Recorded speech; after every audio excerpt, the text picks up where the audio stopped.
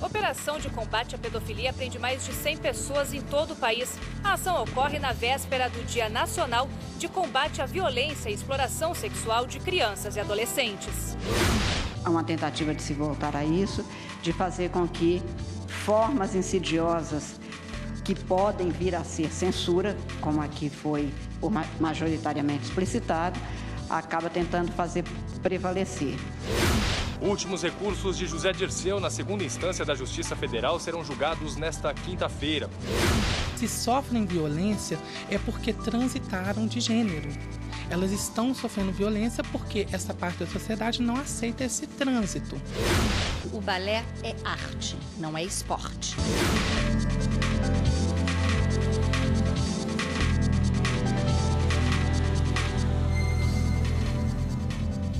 Olá, boa tarde. Boa tarde. Mega operação de combate à pornografia infantil prende 132 pessoas em 24 estados e no Distrito Federal. A Operação Luz da Infância cumpre mais de 500 mandados de busca e apreensão. Sobre esse assunto, eu converso agora ao vivo com a repórter Aline Barcelos, que fala aqui do STF. Tem os detalhes da operação, né, Aline? Boa tarde.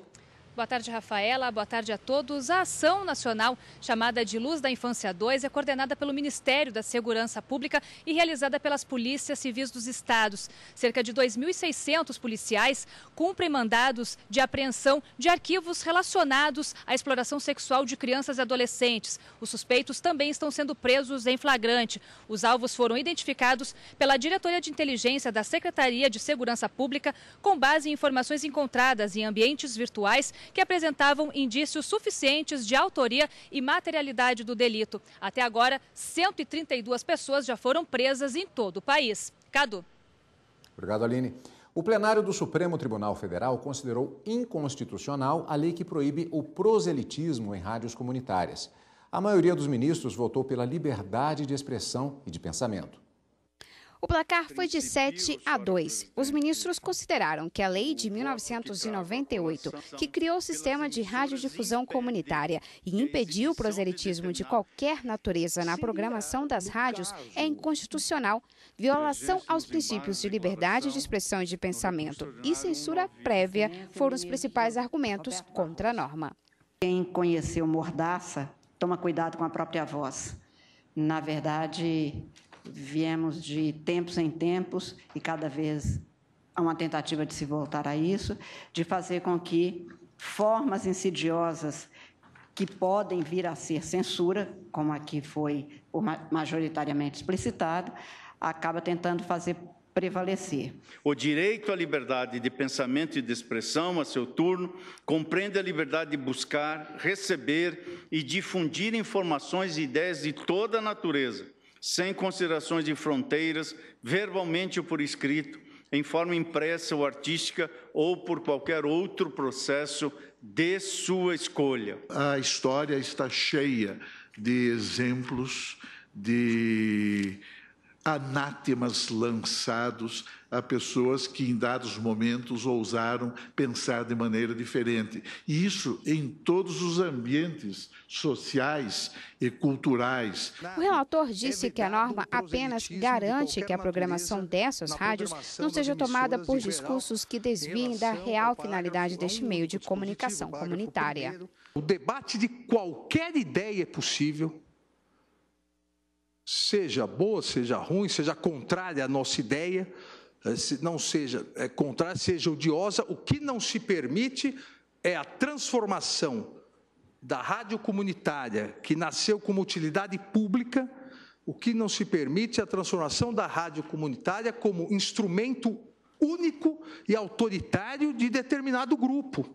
Isso é fazer o proselitismo. A rádio comunitária, ela visa exatamente atender pequenas comunidades que não têm aquele denominado mercado livre de ideias a que se referiu o ministro Celso de Mello, onde os partícipes podem ouvir diversas opiniões.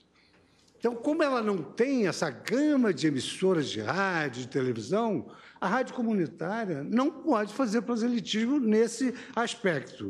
Ainda na sessão desta quarta-feira, por maioria, os ministros aceitaram recurso da União contra a decisão que desobrigou a empresa prestadora de serviço pagar o Fundo de Investimento Social, o FIN Social, um tipo de tributo. O plenário seguiu o voto divergente apresentado pelo ministro Alexandre de Moraes. E hoje é quinta-feira, dia de plenária. Vamos, portanto, ver agora a pauta de hoje do Supremo Tribunal Federal. Tributos e regime tributário é o tema que abre a pauta original desta quinta-feira no plenário, com uma ação direta de inconstitucionalidade, onde se questiona se legislar sobre imposto sobre transmissão causa-mortes e doação de quaisquer bens ou direitos é matéria legislativa privativa da União. Contribuições é o tema seguinte, com a maior quantidade de processos da semana. Começando com uma ação direta de inconstitucionalidade que trata da destinação de 10% da contribuição sindical compulsória, imposto sindical, para as centrais sindicais. Já o primeiro recurso extraordinário do dia trata de contribuição previdenciária, enquanto os dois RS seguintes tratam de cálculos da PIS/COFINS. Ainda na pauta, embargos de declaração em recurso extraordinário, que trata da contribuição sobre o lucro líquido. Fecha a pauta um conjunto de 8 embargos em um recurso extraordinário sobre contribuição do produtor rural pessoa física empregador. Mais informações sobre a pauta de julgamentos no site do Supremo Tribunal Federal, stf.jus.br. Tribunal Superior Eleitoral concede mais prazo para partidos políticos ajustarem a prestação de contas. Vamos voltar ao nosso telão para conversar agora ao vivo com o Henrique Amaral, que fala com a gente lá do Tribunal Superior Eleitoral. Oi, Henrique, boa tarde para você. Boa tarde a todos. Na sessão de hoje de manhã, o plenário decidiu dar mais 90 dias, contados a partir do dia 30 de abril, para partidos políticos realizarem ajustes nas prestações de contas partidárias relativas ao exercício financeiro do ano passado. Essa decisão foi tomada depois que 12 partidos afirmaram ao TSE ter dificuldades com o sistema lançado pelo tribunal este ano. Na sessão jurisdicional, os ministros negaram recurso do deputado federal Jair Bolsonaro contra a divulgação de uma pesquisa eleitoral. Segundo os advogados de Bolsonaro, o estudo tinha perguntas que atacavam a imagem do deputado federal, além de fazer propaganda para o ex-presidente Luiz Inácio Lula da Silva. Mas o plenário do TSE entendeu que não havia irregularidade na pesquisa. Voltamos ao estúdio. Obrigada pelas informações, Henrique. O Tribunal Regional Federal da 4ª Região, em Porto Alegre, deve julgar daqui a pouco o último recurso do ex-ministro José Dirceu em segunda instância. O repórter Gabriel Ciafrey, ao vivo, tem mais informações para a gente sobre o julgamento. Oi, Gabriel, boa tarde. Oi, Rafaela, boa tarde para você, boa tarde a todos. José Dirceu foi condenado pelos crimes de corrupção passiva, organização criminosa e lavagem de dinheiro a 30 anos e 9 meses de prisão. Hoje, 6 desembargadores do Tribunal Regional Federal da 4ª Região vão analisar os embargos de declaração apresentados pela defesa de Dirceu. Esses são os últimos recursos possíveis a ele na segunda instância da Justiça Federal. Esse processo apurou fraudes cometidas na Petrobras e, segundo a Justiça, a Justiça concedeu a Dirceu, mandou que ele fosse preso em 2015. Mas em maio do ano passado, aqui no Supremo Tribunal Federal, ele concedeu um habeas corpus, foi solto e passou a ser monitorado por tornozeleiras eletrônicas. Se o pedido de Dirceu for negado hoje pelo TRF4, ele pode ser preso para começar a cumprir a pena imposta pela Justiça. Cadu, é com você. Obrigado, Gabriel. E no próximo bloco do Jornal da Justiça, Justiça do Distrito Federal determina que transexual seja protegida pela Lei Maria da Penha. Se sofrem violência é porque transitaram de gênero. Elas estão sofrendo violência porque essa parte da sociedade não aceita esse trânsito. A Justiça Federal de Campinas, no interior de São Paulo, aceitou um pedido popular e determinou a perda provisória de vários benefícios que o ex-presidente Lula tinha direito, como segurança pessoal, assessores e transporte. Segundo a decisão do juiz Haroldo Nader, enquanto estiver preso, o ex-presidente não necessita dos benefícios.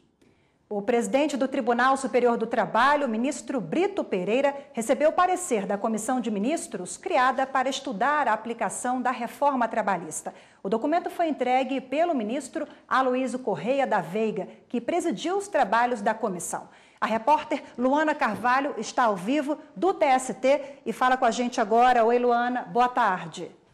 Boa tarde, Rafaela. Boa tarde a todos. No parecer, os ministros sugerem a alteração de uma instrução normativa para regulamentar questões ligadas ao direito processual. No que diz respeito ao direito material, a conclusão foi de que deveria haver uma construção jurisprudencial a respeito das alterações a partir do julgamento de casos concretos. O texto sugere ainda que a aplicação das normas processuais previstas pela reforma não deveriam ser aplicadas aos processos iniciados antes da reforma trabalhista entrar em vigor. As sugestões vão ser analisadas pelos demais ministros da Corte em sessão do Pleno do TST. A data ainda não foi definida. Volto com você, Cadu. Obrigado. O Tribunal de Justiça do Distrito Federal determinou a proteção de mulher transexual pela Lei Maria da Penha. A decisão atende a um recurso do Ministério Público. Luísa é uma mulher transexual e durante anos viveu um relacionamento abusivo. As agressões eram verbais, mas ela sabia que o companheiro logo partiria para o ataque físico. Ela tomou a decisão de se separar. Excluir você de todo o seu âmbito social, de amigos, familiares.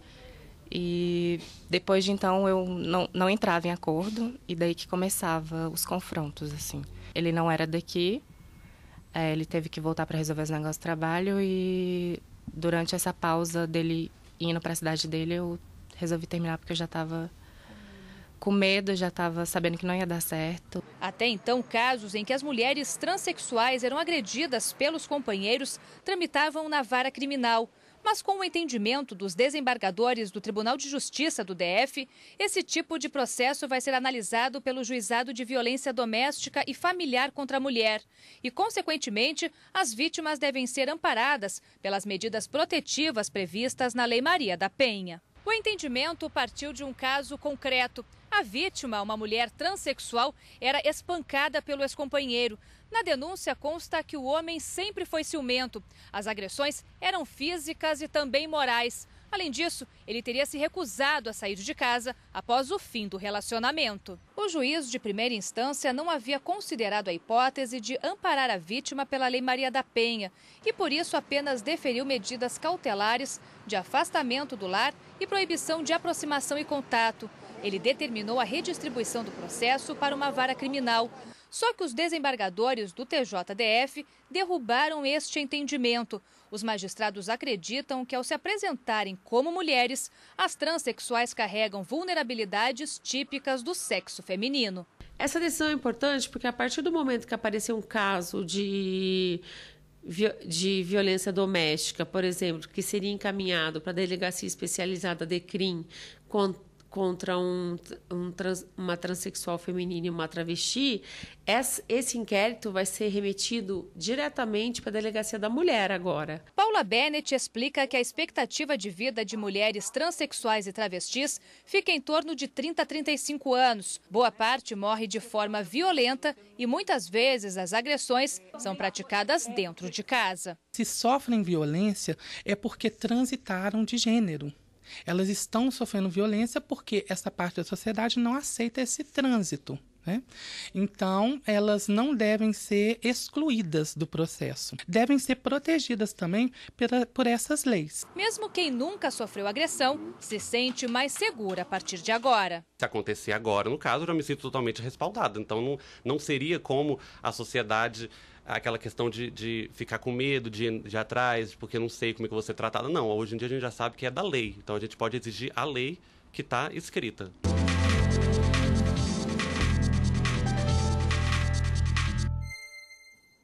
E há exatamente 28 anos, a Organização Mundial de Saúde retirou da CID, a Classificação Internacional de Doenças, a palavra homossexualismo, reconhecendo que as diferentes orientações sexuais não devem ser tratadas como um distúrbio de saúde. A data ficou marcada como Dia Internacional de Combate à Homofobia. No Brasil, a data comemorativa foi incorporada ao calendário em 2010. E para falar sobre isso, recebemos aqui no estúdio Lucas Alencar Oliveira, que é da Comissão de Diversidade Sexual e do Gênero do Conselho Federal da Ordem dos Advogados do Brasil. Boa tarde, obrigada pela participação conosco. Boa tarde, Rafaela. Boa tarde, Carlos Eduardo. Eu gostaria de começar conferindo exatamente essa exclusão do termo homossexualismo. O sufixo ismo, substituído até no dia a dia pela expressão homossexualidade, trata exatamente desse caráter que era atribuído anteriormente de doença. Isso é importante até do ponto de vista de esclarecimento, de conscientização por parte da sociedade? Isso é fundamental, Carlos Eduardo, por uma questão básica de respeito. A gente aprende coisas erradas e por que não reaprender, né? Se esse sufixo ele tem essa conotação pejorativa, não só com relação ao homossexualismo, como era chamado, que de fato é a homossexualidade, não diz respeito à opção, diz respeito à orientação, a como expressa, também no que diz respeito à transexualidade e não transexualismo como a gente escuta. Agora, quais são os direitos e garantias dessa população LGBT? Olha, os direitos são os que estão previstos para todos, né, na Constituição e na legislação. O problema é que a efetivação desse direito tem sido quase que exclusivamente pela via judicial, por meio de ações judiciais que provocam a resposta efetiva do Estado, porque, infelizmente, a gente tem o Legislativo se omitindo e o Executivo a passos muito lentos, caminhando em políticas públicas de promoção e proteção e defesa da população LGBT. Mas aí o Judiciário acaba fazendo o papel, né? Já que falta essa legislação, o Judiciário é provocado e age em muitos casos, né? Com avanços nessa área. O Judiciário ele cumpre sua função, né? Os direitos eles estão previstos, alguns direitos, apesar de não estar expressos, né, na legislação, a gente consegue deduzir da própria Constituição, do nosso sistema jurídico. Então, é importante que a gente cobre do Legislativo, tanto federal quanto locais, e do Executivo, políticas públicas que implementem e que protejam os direitos da população. Seria algo semelhante, fazendo uma analogia, um paralelo, em relação à questão da Lei Maria da Penha, por exemplo. Há pessoas que às vezes reclamam, mas espera aí, mas você está criando uma legislação específica para um grupo? A questão é que são crimes bastante específicos que acontecem direcionados a determinado grupo e daí a necessidade dessa legislação. Exatamente. A gente tem, né, no Estado brasileiro um quadro de violência crítica, né? São 60 mil mortes, né, de forma violenta, são 60 mil mortes no trânsito. Então, a gente precisa combater a violência como um todo. Mas essas populações, e aqui tratando especificamente de lésbicas, de gays, de transexuais, de bissexuais, elas sofrem violências por essas condições específicas, né? Por expressarem um amor, uma orientação sexual homoafetiva, por expressarem a transexualidade, e são violências que outras pessoas não sofrem. Agora, o que representa o lançamento desse pacto, né, de combate à LGBTfobia que foi publicado essa semana no Diário Oficial? É um passo que a gente tem que celebrar, porque dá visibilidade e ele, de alguma forma, mantém um compromisso que é importante no Estado brasileiro de promover políticas públicas de defesa e proteção dos direitos da população, mas a gente tem que lembrar que é fundamental o orçamento público e recursos e compromisso do Poder Legislativo e também Executivo na implementação dessas políticas públicas. Doutor, o nosso tempo está se esgotando. Apenas rapidamente, só gostaria de fazer o registro que em 2017 o Disque 100 registrou 1.720 denúncias de violações contra pessoas LGBT. E a violação mais comum é a discriminação, presente em 70,8% dos casos. Um dado lamentável, né, Cadu? Com certeza. Lucas, muito obrigada mais uma vez pelas informações, pela participação conosco. Agradeço, doutor. Muito obrigado. Obrigado. E ainda nesta edição do Jornal da Justiça, no quadro Profissões, as leis que regulamentam o trabalho da dança. O balé é arte, não é esporte. O esporte, quem cuida dos esportes é o profissional de educação física.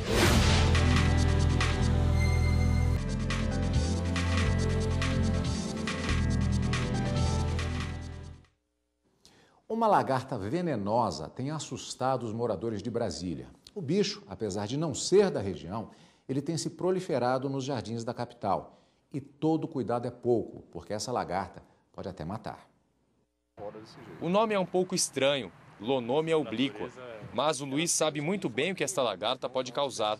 Somente na casa dele, localizada no Lago Sul, a poucos quilômetros de Brasília, foram encontradas 212 de uma só vez. A primeira atitude dele foi entrar em contato com os órgãos de vigilância ambiental. Depois do primeiro avistamento, eu retornei, coletei o exemplar, bati uma foto e entrei em contato com os pesquisadores do Instituto Butantan, que confirmaram a espécie e falaram que é a primeira ocorrência que eles têm registrados aqui no Distrito Federal. De acordo com especialistas, esta lagarta é mais comum de ser encontrada na região sul do país. Mas há explicação para o aumento aqui no Distrito Federal: o uso de inseticidas e o avanço das cidades em direção a regiões de mata. Se uma pessoa entrar em contato com a lagarta, pode ter os seguintes sintomas: dores de cabeça e no corpo, sensação de queimação na pele e hemorragias que, em casos mais graves, podem levar à morte. A gente recomenda que a pessoa lave o local que foi afetado pela lagarta com água fria, né? E depois lave primeiro com a água, somente, deixando escorrer a água sobre o local do ferimento. Depois passe sabão, lave também, faça uma compressa fria para aliviar a dor e se dirija imediatamente para uma unidade de saúde, para que o médico avalie os sintomas e veja se é necessário administrar o soro contra o veneno da lagarta. Esta presidente de uma associação de moradores decidiu se prevenir e auxiliar os vizinhos. No momento, a vigilância ambiental já apareceu, já está dando as orientações, não há motivo para pânico, né? É uma lagarta venenosa que tem sim riscos, mas ela não circula pelo chão, ela nasce e morre na mesma árvore em que os ovos foram colocados, então não há motivo para pânico, mas a gente deve ter cuidado. Este advogado lembra da importância dos moradores avisarem aos órgãos de fiscalização ambiental sobre a presença das lagartas, para que possa ser feita a retirada. Em caso de omissão e acidente, o Estado pode ser responsabilizado. Nesse caso, há uma omissão do Estado no combate à proliferação dessa lagarta. Então já há uma responsabilidade, um nexo causal subjetiva dele com os danos que podem advir do contato com essa lagarta, podendo ter que indenizar, por exemplo, a população. Rafaela, em direito se trabalha muito às vezes com definições, uma coisa é uma coisa, outra coisa é outra coisa, como diz aquele ditado um pouco redundante. E aí vem uma pergunta no caso da nossa reportagem de hoje. Dança é arte ou esporte? Acho que as duas coisas, não né? É? Exatamente. Quando falamos em balé clássico, por exemplo, é simples se chegar a uma definição. Mas com tantas modalidades novas que surgiram nos últimos anos, as dúvidas acabam surgindo. Pois é, Cadu, e aí fica confuso até para fiscalizar, né? Quem trabalha na área espera que mudanças na lei, que é antiga, tragam mais clareza e principalmente mais segurança para o setor. É o que você vai ver agora no quadro Profissões.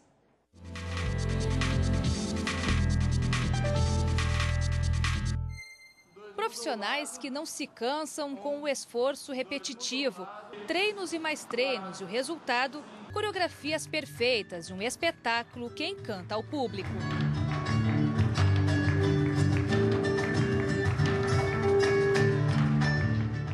A Lei 6.533 de 1978 regulamenta a profissão de dança, mas o texto deixou algumas brechas. Por isso, por algum tempo, os dançarinos eram fiscalizados pelos conselhos de educação física. Depois de inúmeras ações na justiça, a definição. São duas carreiras ligadas à dança, uma voltada para a arte e outra para dar condicionamento físico. O balé é arte, não é esporte. O esporte, quem cuida dos esportes é o profissional de educação física. O balé é uma arte, ele liga o preparo físico, sim, porque o bailarino tem o preparo físico diário dos seus exercícios de balé, especificamente, mas é arte quando ele vai para o palco, porque ele alia o bailarino, ou a bailarina alia a técnica com a interpretação. O professor Fauzi Mansur também é contra a fiscalização por parte do Conselho de Educação Física. O dançarino está na profissão há mais de 35 anos e acredita que as duas carreiras têm propósitos diferentes. São carreiras diferentes, são formas de lidar com o ser humano diferentes e é uma tentativa, de alguma maneira, de tapar o sol com a peneira. Então, talvez tenha se percebido a necessidade, não sei se legal, jurídica, de ter algum respaldo, mas não é de forma alguma funcional. A lei que regulamenta a profissão de dançarino é antiga. Não prevê, por exemplo, nem o piso salarial da categoria. Donos de academia contratam professores de dança na informalidade. Muitos nem chegam a assinar a carteira de trabalho.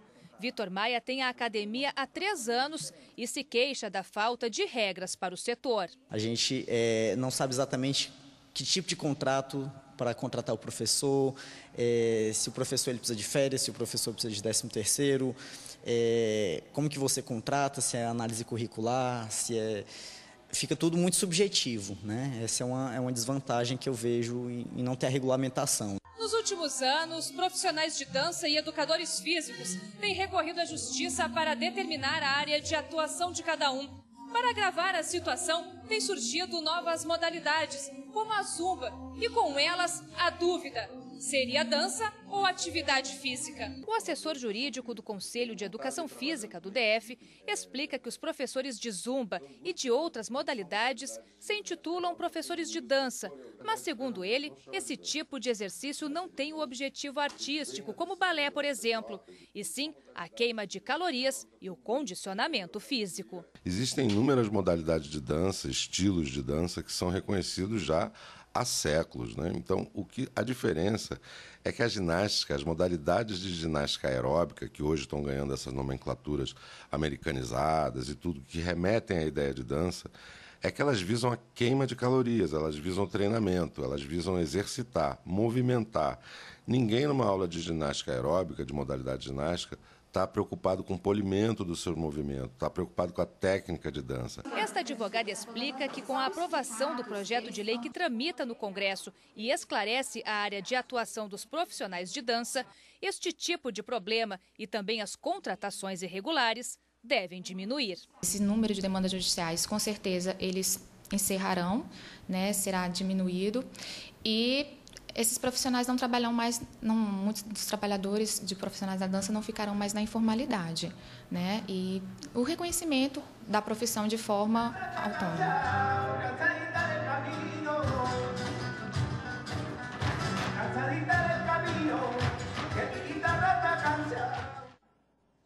A discussão é válida do ponto de vista jurídico, Rafaela, ela deve acontecer, afinal de contas as definições devem ser dadas, mas o mais importante para o público particularmente é aquela campanha que existia nos anos 80. Mexa-se, faz bem para a cabeça e faz bem para o corpo. E quem dança, seus males espanta, com certeza. Né? A edição de hoje do Jornal da Justiça fica por aqui. Uma boa tarde para você e até amanhã. Obrigado pela audiência e nos encontramos daqui a pouco, às 2 horas da tarde, no Direto do Plenário. Boa tarde para você.